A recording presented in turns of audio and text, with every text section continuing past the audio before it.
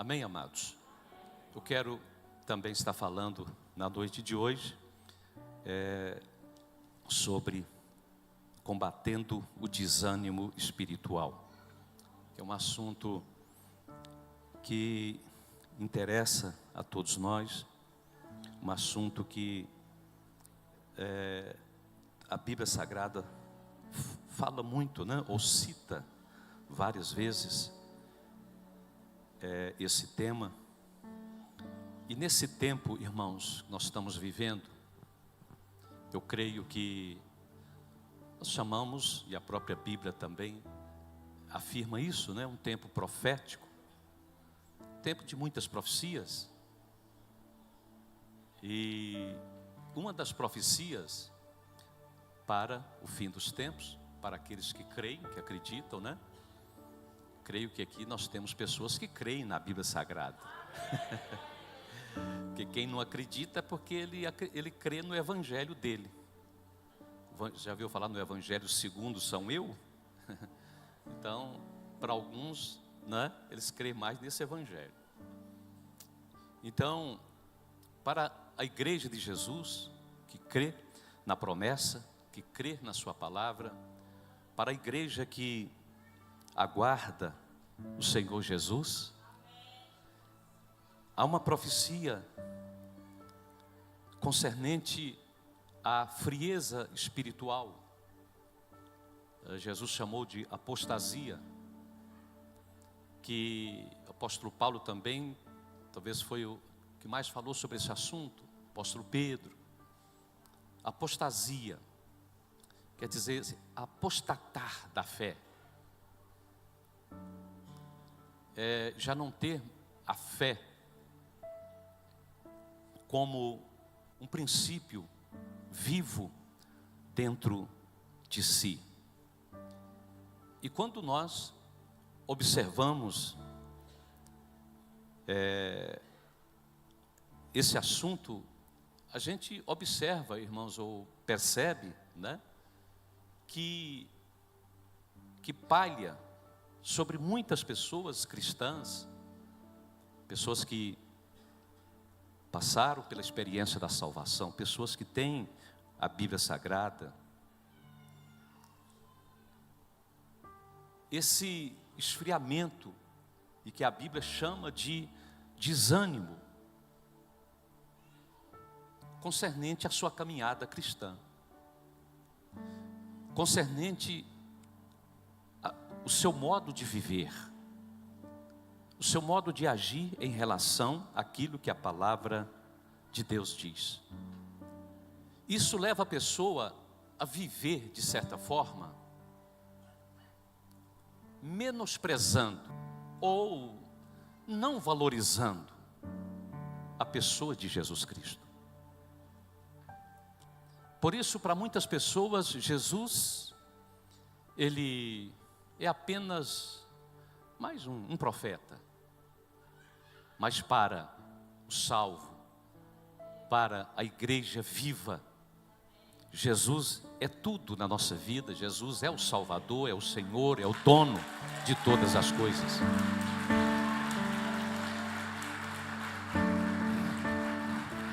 E que para vivermos uma vida de piedade, uma vida de comunhão com Ele, nós então precisamos valorizá-lo, entender que a presença dEle, ela precisa fazer parte da nossa vida, precisa estar sempre conosco, porque Ele mesmo afirmou: sem mim nada podeis fazer. Então quem vive pela fé precisa caminhar, agir totalmente pela fé, né? Por isso esse desânimo espiritual que às vezes paira na vida de muitas pessoas, concernente à sua caminhada, a sua fé, precisa ser combatido. precisamos ter assim um esforço muito grande no sentido de vencer o desânimo. Por que que precisamos ter essa atitude? Porque nós temos uma carne, um corpo que se cansa, que se fadiga e que consequentemente pode nos levar a essa condição, a essa situação. Lá em João, capítulo 16, verso 33, o Senhor Jesus advertiu os seus discípulos ao dizer estas palavras: estas coisas vos tenho dito para que tenhais paz em mim. No mundo passais por aflições, mas tende bom ânimo, eu venci o mundo. Então, Jesus está falando aqui, né? No mundo passais por aflições. Jesus está dizendo, no mundo vocês vão ter aflições. Ele deixa isso aqui bem claro. O que é aflição? Aflição é uma condição de alguém que vive aflito, agoniado. É alguém que está tenso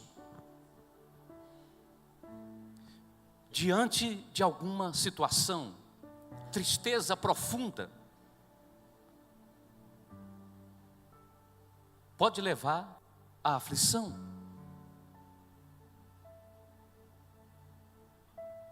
A frustração pode levar também a pessoa a esta condição.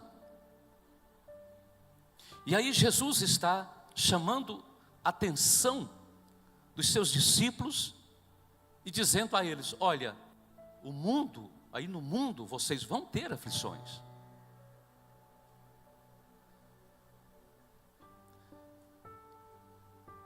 Irmãos, o mundo causa aflição, causa tudo isso,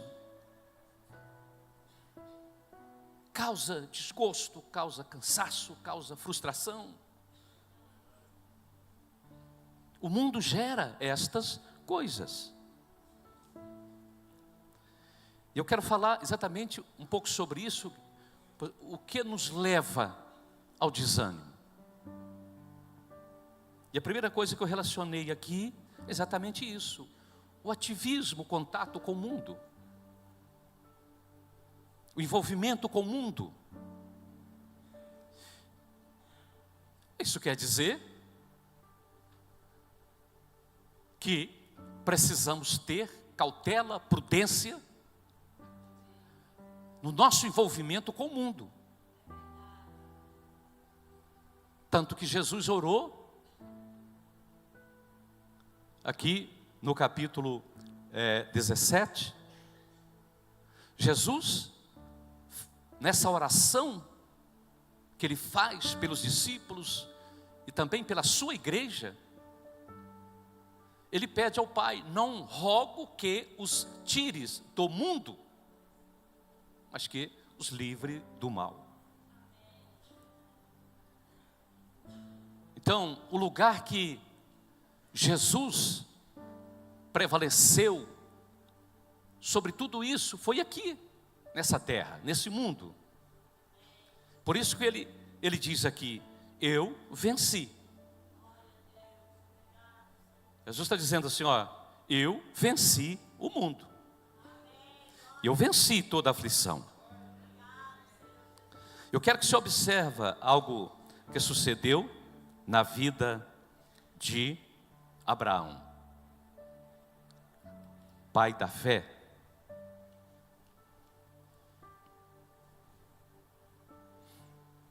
Gênesis 15.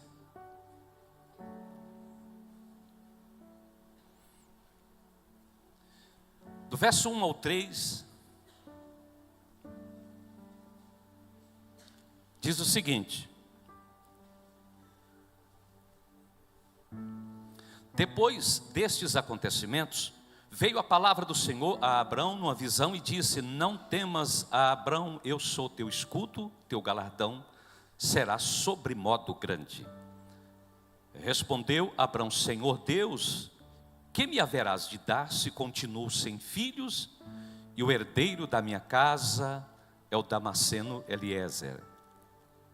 Disse mais Abrão: a mim não me concedeste descendência, e um servo nascido na minha casa será o meu herdeiro. Um fato interessante é que quando Deus chama Abraão, no capítulo 12, Deus fez a ele promessas maravilhosas, que seria pai de nações. Abraão se firmou na promessa, Abraão creu em Deus, porém os anos foram passando. Até que o capítulo 15, já haviam se passado muitos anos. No capítulo 13, você pode observar que Deus aparece mais uma vez a Abraão, e Deus então fala com ele: Abraão, erga os seus olhos. Certamente no momento em que Abraão estava em um lugar de destaque, um lugar mais elevado. Erga os seus olhos para a direita, para a esquerda, para todos os lados. Veja as terras. Tudo isso eu te darei. Tudo isso será de sua geração, de sua descendência. E Abraão continua crendo, acreditando, mas os anos foram passando, a idade foi chegando, a velhice, né? Mais precisamente, foi chegando, e Abraão é envolvido pelo desânimo em relação à promessa. E quando Deus percebe, agora Deus vem mais uma vez a Abraão. Por isso que o verso 1 diz: depois destes acontecimentos, veio a palavra do Senhor a Abraão numa visão. Ele disse: não temas, Abraão, eu sou teu escudo e teu galardão será sobremodo grande. Preste atenção, a gente precisa entender algumas coisas. Quando nos posicionamos, às vezes até criticando Abraão. Primeiro, Abraão, quando Deus o chamou e fez a promessa a ele, ele saiu do meio de um povo totalmente pagão, uma terra pagã. Deus aparece a ele e propõe a ele um acordo, uma aliança. Manda ele largar sua terra e toda a sua parentela. E assim ele decide. Então, Abraão viveu no meio de um povo pagão. Segundo, Abraão não tinha a palavra, não tinha pelo menos o Pentateuco para ele ler, porque a lei veio depois, através de Moisés. Terceiro lugar, Abraão não tinha o Espírito Santo habitando, agindo na vida dele como a igreja tem hoje. Por isso, hoje, além de ter a Bíblia Sagrada, toda a revelação de Deus, a igreja também conta com o mover do Espírito Santo, o qual Jesus prometeu. Várias vezes para os seus discípulos: eu irei, mas enviarei outro Consolador, ele permanecerá para sempre convosco. Jesus várias vezes falou, por quê? Porque o Espírito Santo no passado, ele não permanecia na face da terra. O Espírito Santo, ele vinha para um propósito específico, para a realização de uma obra. Por isso que você vai ver na vida de muitas pessoas. Lembra, por exemplo, de Sansão? Em determinados momentos o Espírito Santo vinha e se apossava dele, para um fim específico. Porém, ele não permanecia aqui. As pessoas caminhavam e viviam unicamente pela fé em Deus. E eram poucas. Então eu quero dizer para você que hoje, como igreja, nós temos a palavra do Senhor, a revelação clara do próprio Jesus Cristo. E nós temos também o Espírito Santo que habita entre nós, que habita conosco, o Espírito Santo que age, que interage na nossa vida.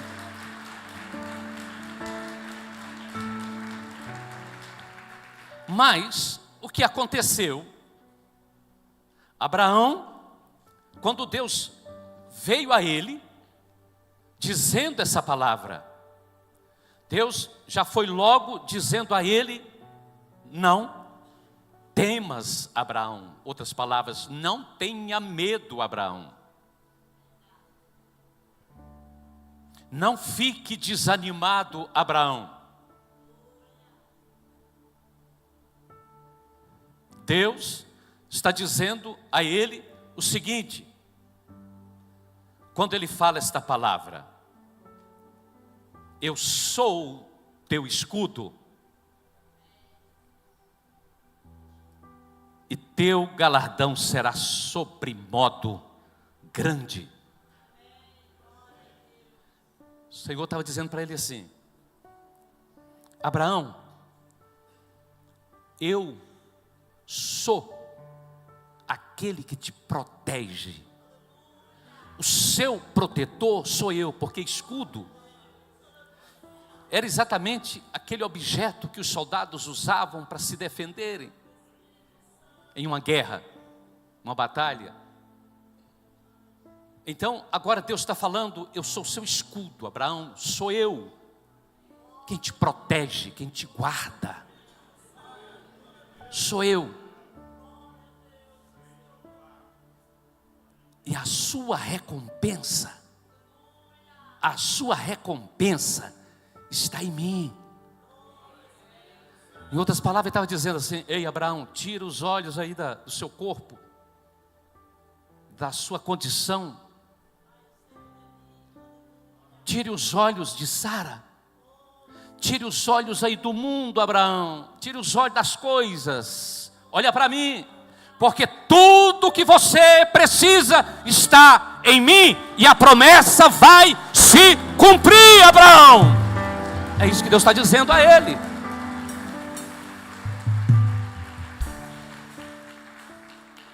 Não fique focado. Não fique olhando demasiadamente para o mundo, Abraão. Deus está dizendo assim: porque o mundo, Abraão, cansa mesmo, traz desânimo, traz medo. Olha para mim. É isso que Deus está dizendo para ele aqui. Olha para mim, Abraão. Eu não dependo de idade para te dar um filho. Eu sou capaz, Abraão, de trazer à existência as coisas que não existem. Eu não dependo da natureza, eu não dependo de nada desse mundo para fazer as coisas acontecerem. Então Deus trabalha com o psicológico de Abraão, reanimando, fortalecendo. E foi exatamente por isso que ele respondeu, quando Deus fala, ele respondeu: Senhor, mas que bênção que o Senhor há de me dar. Que bênção que o Senhor há de me dar. Porque o Senhor falou da promessa, o Senhor falou que eu teria um filho. Mas quem vai ficar com toda a minha riqueza, com tudo, é o meu mordomo, Eliezer. Se você chama Zé, você pode ficar contente, porque seu nome está na Bíblia. Ele é Zé. Ele é Zé. Você pode falar que o seu nome é bíblico. Então, aqui a gente observa o Senhor trazendo ao entendimento de Abraão esse esclarecimento, abrindo a mente dele, para ele visualizar as promessas do Senhor. E foi exatamente o que Jesus falou. Por isso que Jesus disse: olha, o mundo aí é só aflição, hein? Mas vocês querem, pode colocar o verso 33 aí, capítulo 16. Mas vocês querem ter paz na aflição? Só em mim. Vocês querem viver em paz em meio às lutas, dificuldades aí desse mundo? Só em mim.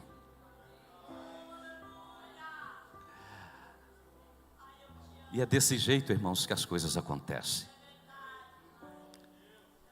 É dessa forma que as coisas vão acontecendo, que nós estamos vendo as coisas acontecerem. O desânimo, ele é tão terrível na vida de um cristão. Qualquer pessoa, né, ele deixa a pessoa numa condição de fragilidade. E se ela se torna uma pessoa frágil, isso quer dizer que ela vai ser uma presa fácil do inimigo. Poderá, com muita facilidade, ser atacada e vencida pelo inimigo. Por isso, Salomão, quando o rei, lá em Provérbios, capítulo 24, ele fala algo sobre este assunto. 24:10. Texto muito conhecido. Se te mostrares fraco, tem outra tradução que vai dizer, aliás, outras traduções que falam assim: se te mostrares frouxo, no dia da angústia a tua força será pequena. Se você demonstrar fraqueza, se você demonstrar cansaço, desânimo, no dia da angústia, a sua força não será suficiente. Você não vai conseguir. E lá em Efésios 6:12, o apóstolo Paulo vai nos dizer que nós, cristãos, precisamos compreender que nossa luta não é uma luta carnal. Nossa luta não é uma luta humana, porque não temos que lutar contra a carne, contra o sangue. Ele está dizendo, nossa luta não é contra pessoas. Irmãos, isso você precisa entender o mundo que nós vivemos. Você precisa compreender para você se tornar uma pessoa vitoriosa. Para que você possa passar por aflições, passar por dificuldades, mas a alegria de Jesus está presente no seu interior. A certeza da vitória está vívida na sua vida, dentro de você. Você não pode visualizar as coisas em volta de você, no mundo que você vive, como se fosse ou fossem coisas materiais, carnais, às vezes acontecendo. Por trás desse mundo físico material se move o espiritual. E se move tanto o reino de Deus como também o reino das trevas. Quando uma pessoa te ataca, quando uma pessoa se levanta contra você, em qualquer lugar, em qualquer área, pode ser na escola, pode ser no trabalho, pode ser no bairro onde você mora, pode ser na igreja, qualquer lugar. Você tem que ter discernimento, você precisa buscar de Deus inspiração. Não é você agir usando sua força física ou sua capacidade de contra-atacar a pessoa. Poderá ser um espírito maligno usando essa pessoa para te ferir. Poderá ser um demônio usando essa pessoa para te atacar. Então, entra o que Paulo está dizendo, nossa luta não é contra pessoas. Nossa luta é espiritual. Nossa luta é contra espíritos malignos, potestades, principados, espíritos dominadores, que atuam, as forças espirituais que atuam nas regiões celestiais, está dizendo aí o apóstolo Paulo. São forças espirituais que estão se movendo, tentando nos levar ao desânimo, tentando nos levar à desistência, tentando nos levar ao fracasso, tentando nos tirar do foco, nos tirar do propósito. Deus tem um propósito extraordinário, um propósito maravilhoso para com as nossas vidas. Amém, amados? Por isso, tome muito cuidado. Cuidado que as coisas do mundo, irmãos, nos cansa.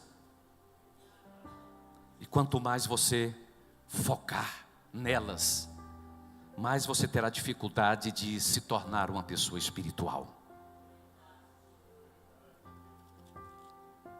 De que forma?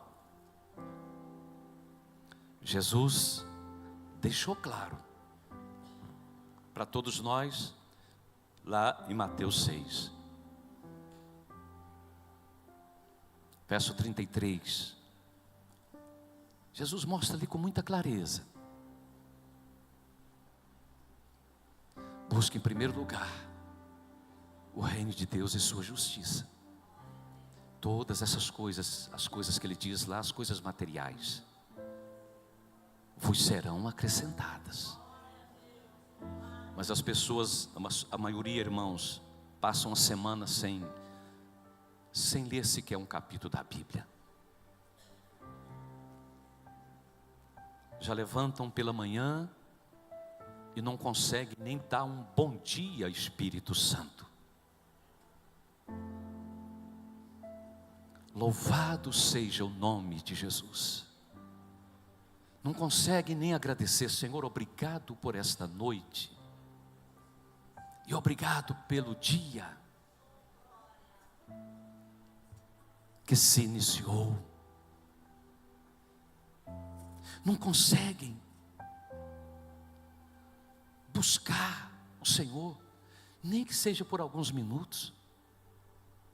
Já levanta às vezes atrasado, para ir para o trabalho, para tomar café, estou correndo. e começa a correr. Corre, corre, corre.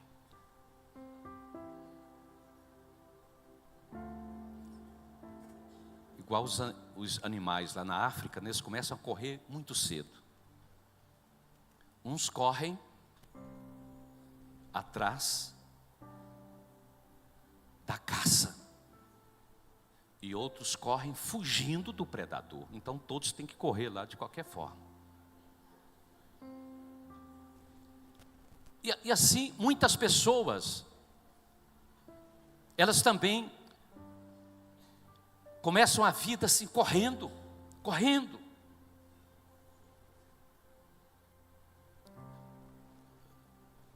Às vezes você pergunta para ela, você não está indo na célula, você não está indo na igreja, trabalham demais. Eu estou com 2 serviços, se brincar tem uns que falam, eu estou com 3. Quanto mais você trabalhar, menos você vai ter de Deus. Quanto mais se acreditar que a sua prosperidade, sua proteção está no seu braço, na sua inteligência, menos você vai receber do Senhor. E quanto mais você aprender a buscá-lo, em primeiro lugar, buscar o seu reino, buscar a sua justiça, você verá Ele acrescentar coisas extraordinárias, tremendas na sua vida.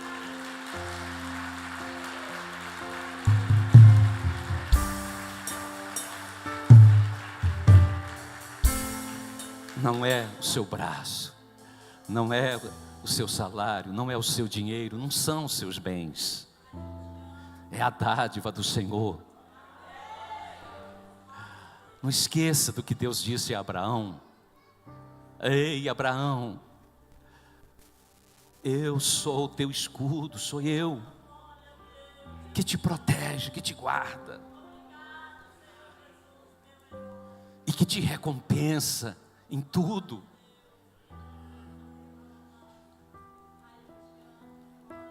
É Ele, amados. É Ele, o Senhor Jesus. Amém, amados? Outra coisa, irmãos, que nos leva ao desânimo, são as palavras negativas. Toda conversa negativa, ela tem um poder de destruição muito grande. Palavras que não estão em consonância com a verdade, com a palavra de Deus. A palavra má, a palavra pessimista, ela gera um estrago, ela causa um estrago onde ela é lançada. Tenha cuidado com o que você fala, o que você pronuncia na sua casa, na célula, em qualquer lugar, no seu trabalho. Quando o povo de Israel estava prestes a conquistar a terra prometida, no livro de Números, nós vemos esse fato que sucedeu com aquele povo. Capítulo 13. Deus manda Moisés escolher homens e enviá-los a espiar a terra. O povo ficou acampado e assim fez Moisés. Verso 3. Enviou-os Moisés do deserto de Parã, segundo o mandado do Senhor. Todos aqueles homens eram cabeças dos filhos de Israel, ou seja, eram príncipes das tribos. Moisés escolheu esses homens, homens de valor, líderes,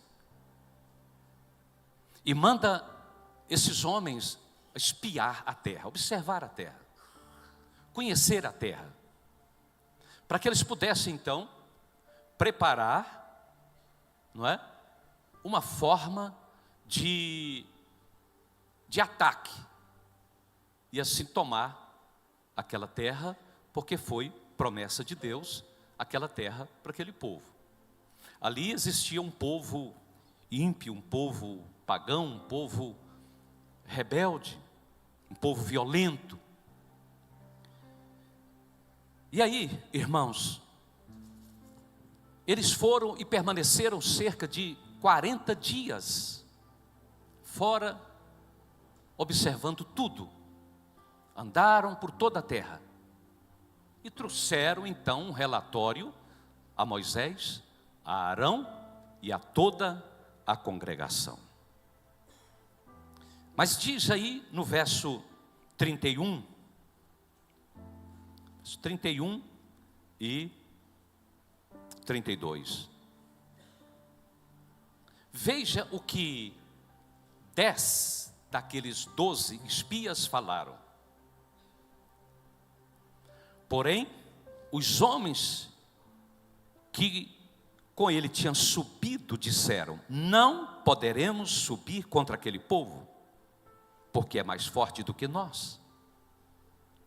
E diante dos filhos de Israel infamaram a terra que haviam espiado, dizendo: a terra pelo meio da qual passamos a espiar é terra que devora os seus moradores. Todo o povo que vimos nela são homens de grande estatura. Verso 33, também vimos ali gigantes. Os filhos de Anak são descendentes de gigantes. E éramos aos nossos próprios olhos como gafanhotos, e assim também o éramos aos seus olhos. Agora, eu te pergunto, eles estavam falando a verdade ou estava falando a mentira? Estava falando a verdade, estava falando o que eles viram lá.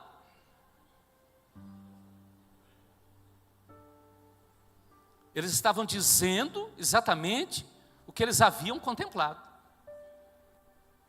Mas você sabe que a mentira, o medo, ele causa assim, leva a pessoa ao extremismo, né?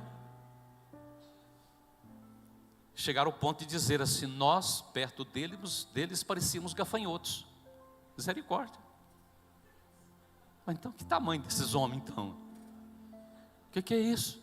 Gafanhoto. Veja o medo que eles ficaram, o desespero que eles ficaram. Só que aí levanta os outros dois, que eram pessoas espirituais, Josué e Caleb. Josué e Caleb. Amém, amados? Diz aí que Josué, no capítulo 3, verso 30, então Caleb fez calar o povo perante Moisés. E aí Josué e Caleb começam a falar. É verdade o que eles falaram aí, a terra é assim mesmo. Mas não é por isso que nós vamos desistir. O Senhor vai entregá-los nas nossas mãos. E aí eles começam a falar com tanta autoridade, porque até então, se você observar aí do capítulo 14, o povo, olha a condição que a congregação ficou, verso 1 e 2. Levantou-se, pois, toda a congregação e gritou em voz alta, e o povo chorou aquela noite. Todos os filhos de Israel murmuraram contra Moisés e contra Arão.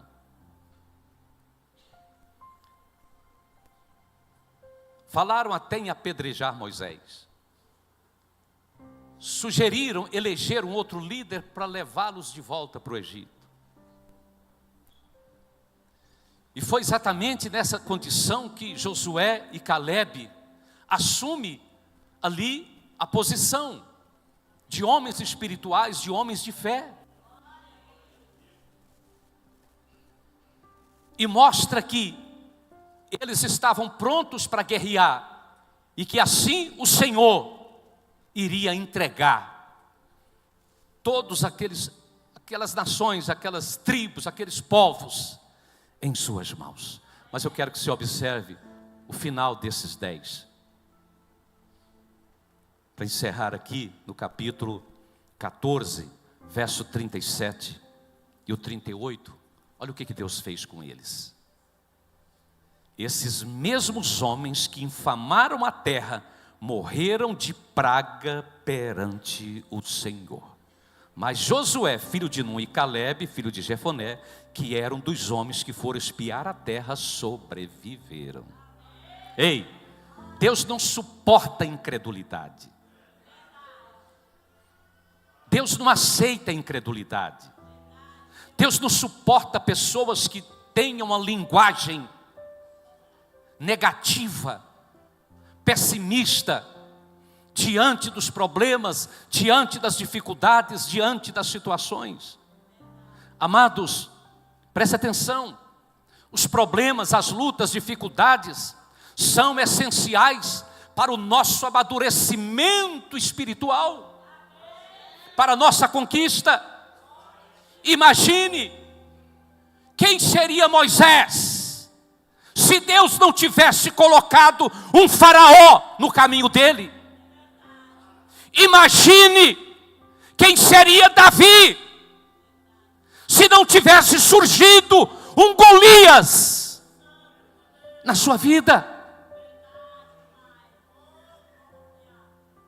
As lutas, as guerras, as batalhas nos moldam, nos capacitam para ocuparmos degraus mais elevados diante de Deus.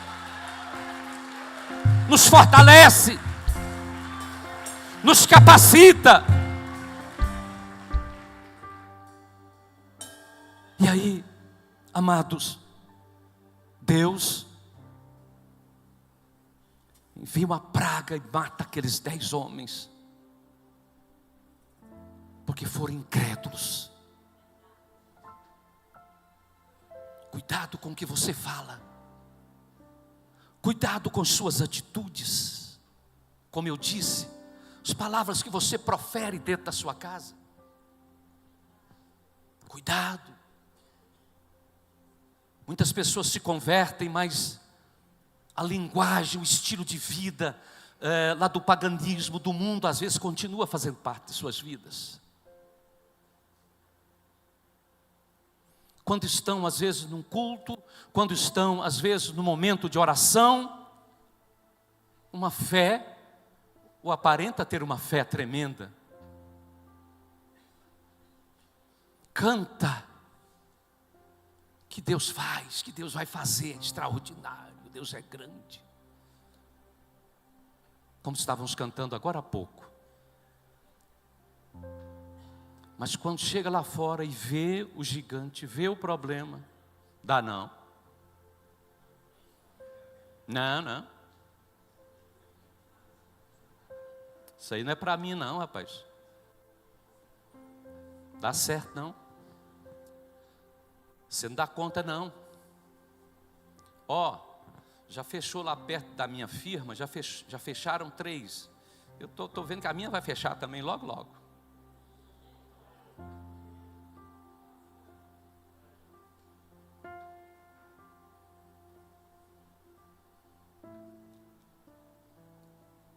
Às vezes, recebe o salário, essa miséria de salário, olha aí, ó, não dá para nada. Muita gente fala assim, isso não dá para nada, misericórdia, esse patrão não presta. Aí vai todo mundo pro para baixo.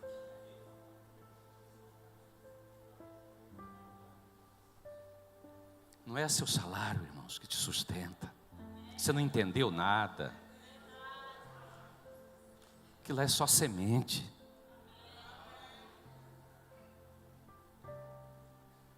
Um já levanta cedo, começa, enfrenta um probleminha, é dia.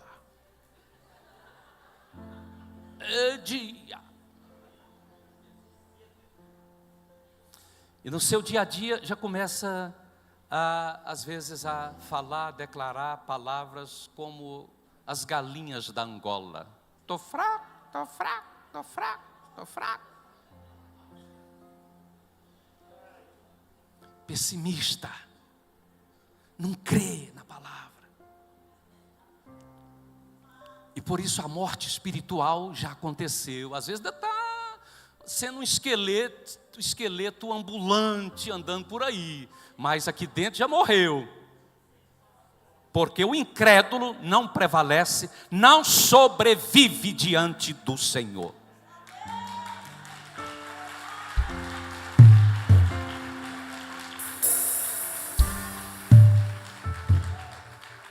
Observe em Provérbios capítulo 13. Aqui, irmãos, nós vamos observar que a palavra está nos dizendo sobre a importância de conservar, de guardar a boca. O que guarda a boca conserva a sua alma. Mas o que muito abre os lábios a si mesmo se arruína.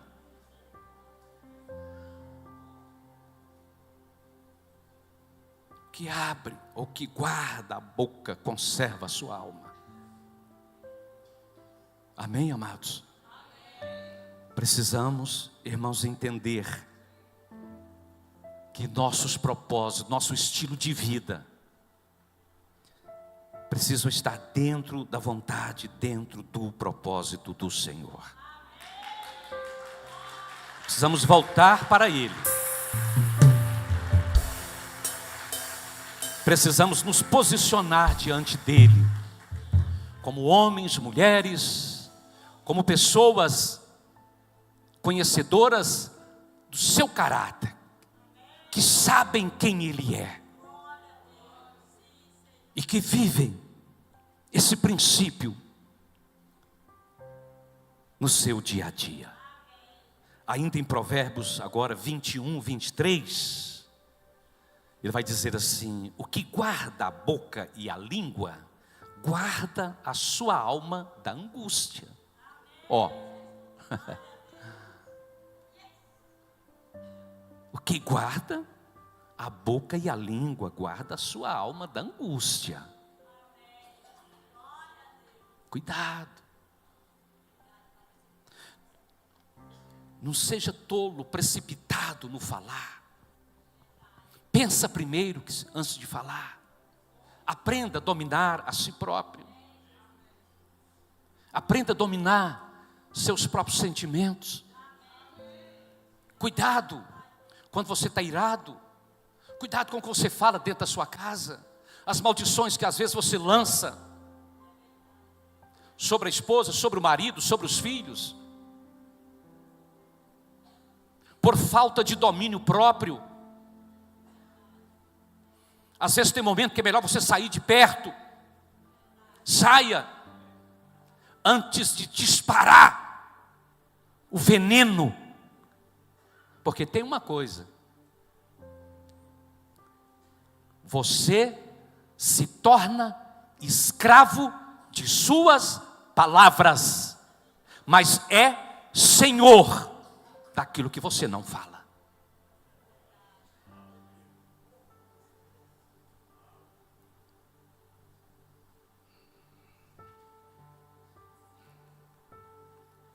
Os anjos, bem como também os demônios, trabalham e agem em relação ao que falamos, o que determinamos.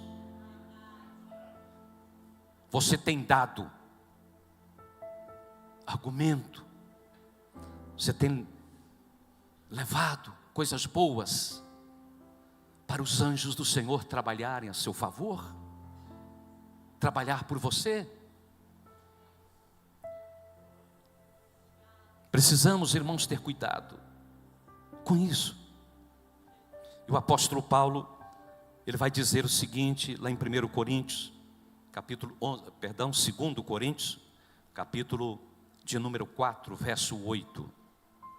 Veja o que o apóstolo diz aí. Em tudo somos atribulados. Olha aí, em tudo somos atribulados. Porém, não angustiados. Perplexos, porém, não desanimados. Nunca desanimados. O apóstolo está dizendo, vivemos tribulação, né? Tem hora que a gente fica assustado, tem gente que olha para as coisas e a gente fica perplexos, mas a gente tira logo os olhos dessas coisas e fixa-os nele, no nosso Yeshua HaMashiach. E aí vemos a esperança. E aí nós vemos a porta da salvação. A verdadeira vida está nele, a vitória está nele, a paz que você precisa está nele, a fonte de bênçãos está nele, é ele, tudo é por ele e para ele. Jesus, o nosso Senhor, Jesus que nos salvou.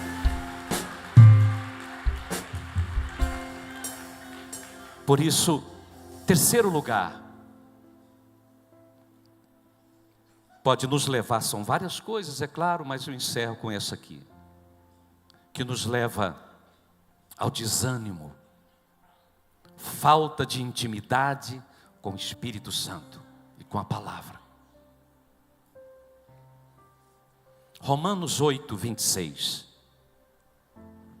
vai nos dizer assim: também o Espírito semelhantemente nos assiste em nossa fraqueza, porque não sabemos orar como convém, mas o mesmo Espírito intercede por nós, sobremaneira, com gemidos inexprimíveis. Amém, amados? O que o apóstolo Paulo está nos dizendo aqui nesse texto? O que ele está nos ensinando? Que nós não sabemos orar corretamente. A gente, às vezes, parece mais, não é? Como um pássaro que está aprendendo a falar nas nossas orações. Que falamos tanta coisa desconexas da vontade de Deus. E como eu disse, não é, semana passada, no outro dia aqui, eu falei que às vezes nós aprendemos, parece que foi só a pedir, pedir, pedir. Mas ele está dizendo aqui o seguinte: nós não sabemos. Não sabemos como dirigir uma oração à presença de Deus. Fazer com que ela chegue à presença do Senhor. Não sabemos orar como convém. Mas aí entra o professor, o Espírito Santo, o amigo inseparável. E o Espírito intercede de tal maneira, que ele diz aí, de tal maneira, quando ele entra em ação, quando ele vê seu esforço, quando ele vê sua dedicação, quando ele vê que percebe que você está buscando, mas está difícil, aí ele entra em ação, e é o Espírito que leva esta oração com perfeição ao trono do Pai. É Ele, é o Espírito Santo, igreja, que leva esta oração à presença do Senhor. Ele nos ajuda. Ele trabalha por nós. Então, você não pode querer viver a vida cristã sem o Espírito Santo, sem comunhão com Ele. Jesus falou, quando ele estava no Getsêmani, prestes a ser preso, lá em Mateus 26, verso 41, ele falou para os seus apóstolos o seguinte: Jesus disse para os seus 12 que estavam ali com ele naquele momento: vigiai e orai, para que não entreis em tentação. O espírito, na verdade, está pronto, mas a carne é fraca. Jesus sabe disso. O espírito sempre quer mais de Deus. O espírito sempre quer estar perto do Senhor, quer mais da presença dEle. Mas tem um problema: a carne. A carne é fraca. Então, qual a solução? É fazer com que o espírito se mantenha forte, ou fortificado, fortalecido. É o nosso desafio. Por isso, irmãos, nós temos 3 armas. São várias outras, mas 3 essenciais para nos manter fortalecidos: oração, que nos leva à comunhão com o Espírito Santo; a meditação na palavra; e jejum. Todo homem vitorioso, toda mulher, todo jovem vitoriosa, vitorioso, pratica esses princípios. São princípios da igreja de Cristo: oração, palavra e jejum. Oração, a palavra e jejum. Aplique isso na sua vida. Você verá como você vai crescer mais e mais. Você vai se fortalecer mais e mais no Senhor. Você verá como o Espírito Santo vai fluir na sua vida. Coisas extraordinárias acontecerão. O agir de Deus será extraordinário na sua vida. O mover de Deus virá. Tenha tempo, amados. Tenha tempo para buscar o reino de Deus e sua justiça. Tenha tempo para falar com o Espírito Santo. Tenha tempo para ouvir a voz do Senhor. Tempo para adorá-lo. Tempo para louvar o seu nome. Amém? Quando nós fazemos isso, nós podemos sentir nitidamente o mover do Senhor em nós, o agir do Senhor nas nossas vidas.